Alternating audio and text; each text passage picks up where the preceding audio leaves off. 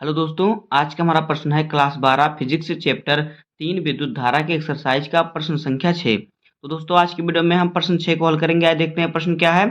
Nichrome का एक तापन अवयव 230 वोल्ट की सप्लाई से संयोजित है, यानी कि जो निक्रोम का एक तापन कोई पदार्थ है अवयव है, यह 230 वोल्ट से जुड़ा हुआ है और 2.3 एम्पेयर की प्रारंभिक धारा लेता है। पहले कितना धारा लेता है? 2.3 एम्पेयर, जो कुछ सेकंड के बाद 2.8 एम्पेयर पर अस्थायी हो जाती है। यदि कमरे का ताप 27.0 डिग्री सेल्सियस है तो तापन अवयव का स्थायी ताप क्या होगा? यदि दिए गए ताप परिसर में निक्रोम का औसत प्रतिरोध का ताप गुणांक 1.70 × 10⁻⁴ डिग्री सेल्सियस इनवर्स है, तो हमें क्या ज्ञात करना है? यहाँ पे अस्थायी ताप हमें यहाँ पे ज्ञात करना है। तो आइए पहले देखते हैं, जो जो हमें दिया उसको हम पहले लिख लेते हैं। आइए इसको हल करते हैं। देखिए जो जो दिया उसको पहले हम लिख लेंगे।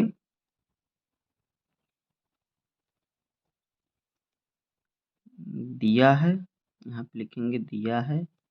जो प्रश्न अनुसार दिया है पहले उसको लिख लेंगे, तो हमें मालूम चलेगा कि हमें कौन सा सूत्र लगाना है। तो देखिए क्या दिया है, सप्लाई वोल्टता कितना दिया हुआ है, जो सप्लाई हो रहा है तो उसे लिखेंगे सप्लाई वोल्टता V बराबर कितना है? देखिए दिया है 230 वोल्ट, 230 वोल्ट दिया है। तथा प्रारंभिक प्रतिरोध कितना दिया हुआ, सॉरी प्रारंभिक धारा तथा प्रारंभिक धारा। तो प्रारंभिक धारा को हम I1 से प्रदर्शित कर देते हैं। I1 बराबर कितना दिया हुआ है? देखिए 3.2 एम्पेयर, ये हमारा प्रारंभिक धारा दिया हुआ है। और देखिए प्रारंभिक प्रतिरोध तो कितना हो जाएगा, यहाँ पे लिखेंगे तब प्रारंभिक प्रतिरोध यहाँ से निकाल लेंगे हम, प्रारंभिक प्रतिरोध यानी कि R1। तो प्रतिरोध बराबर क्या होता है? विभव बटे धारा I1। देखिए V का मान कितना दिया? 230 दिया हुआ है, 230, और धारा का मान I1 का मान 3.2 एम्पेयर। तो यहाँ जब इसको हम भाग करेंगे तो ये हमारा आ जाएगा 71.87 ओम। तो R1 जो हमारा प्रारंभिक प्रतिरोध है इसका मान कितना आया? 71.87 ओम। इतना आ गया R1 का मान। अब देखिए अस्थायी अवस्था में धारा का मान यहाँ पे लिखेंगे, अस्थायी अवस्था में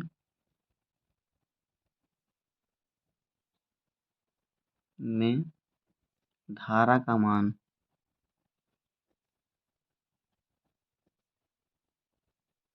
जिसे हम I2 से प्रदर्शित करेंगे। धारा को हम I से प्रदर्शित करते हैं, तो I2 बराबर कितना दिया है? 2.8 एम्पेयर। तो हम यहाँ पे अस्थायी अवस्था में प्रतिरोध ज्ञात कर लेंगे। तो यहाँ पे तब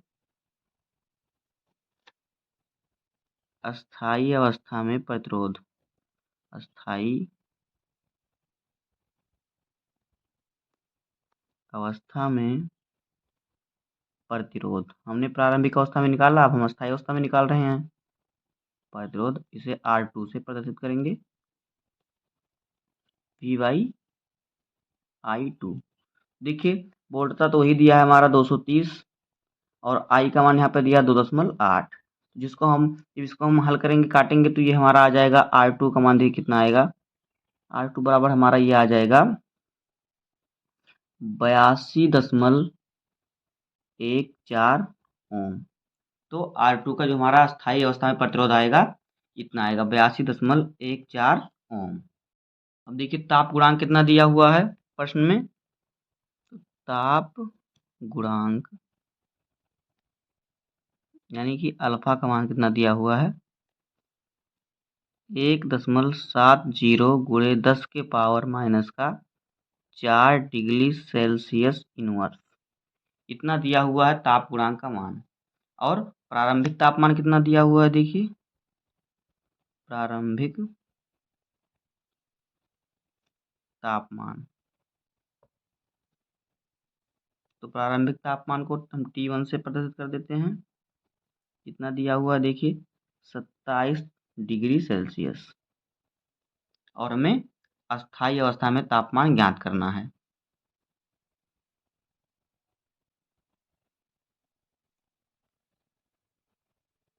अस्थायी अवस्था में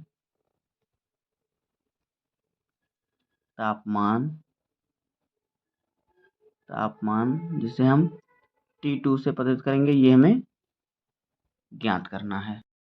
तो देखिए, ताप गुणांक बराबर जो सूत्र हमारा होता है अल्फा बराबर, यहाँ पे लिखेंगे ताप गुणांक अल्फा बराबर जो सूत्र होता है, ये होता है R2 माइनस R1 और बटे में R1 into T2 minus T1।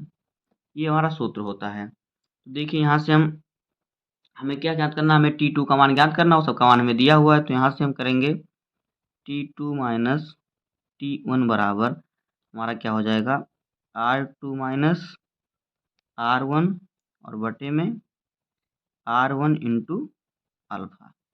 अब हम मान रख देंगे, उसके बाद हमारा जो है निकल जाएगा। तो देखिए, यहाँ पे मान रखेंगे तो देखिए यहाँ पे जो है R2 का मान कितना है, हमने निकाला है 82.14 और R1 का मान कितना है, हमने निकाला है 71.87 हमारा आया है। और बटे में R1 का मान 71.87।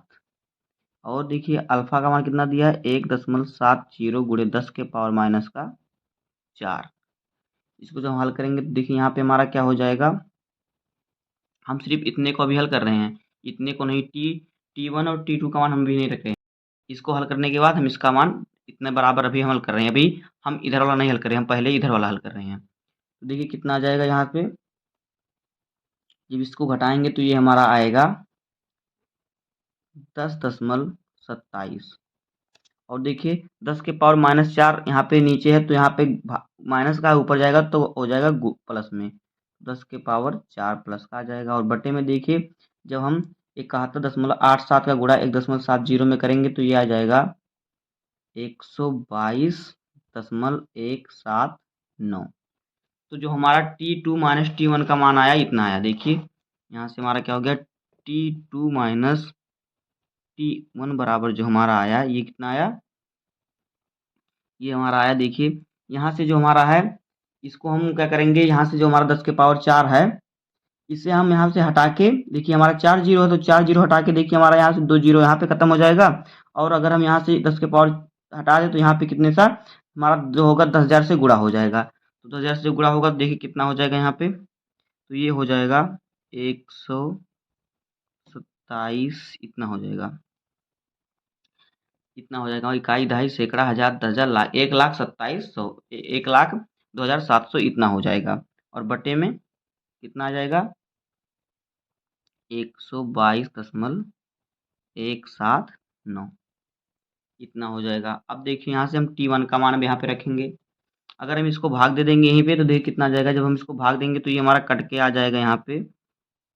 देखिए 840 यानी कि हमारा T2 माइनस T1 का मान जो आया, देखिए T2 माइनस T1 बराबर जो हमारा आया 840.61 आया।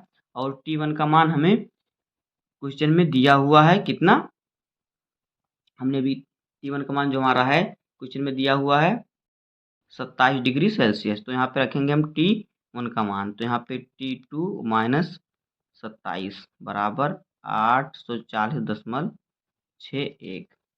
तो देखिए यहाँ पे इसको हल कर लेते हैं, तो यहाँ पे हमारा देखिए क्या हो जाएगा, T2 बराबर देखिए कितना हो जाएगा 840.61। और देखिए जो 27 है इधर माइनस का है, इधर माइनस का है, तो इधर जाएगा तो प्लस का हो जाएगा, प्लस 27।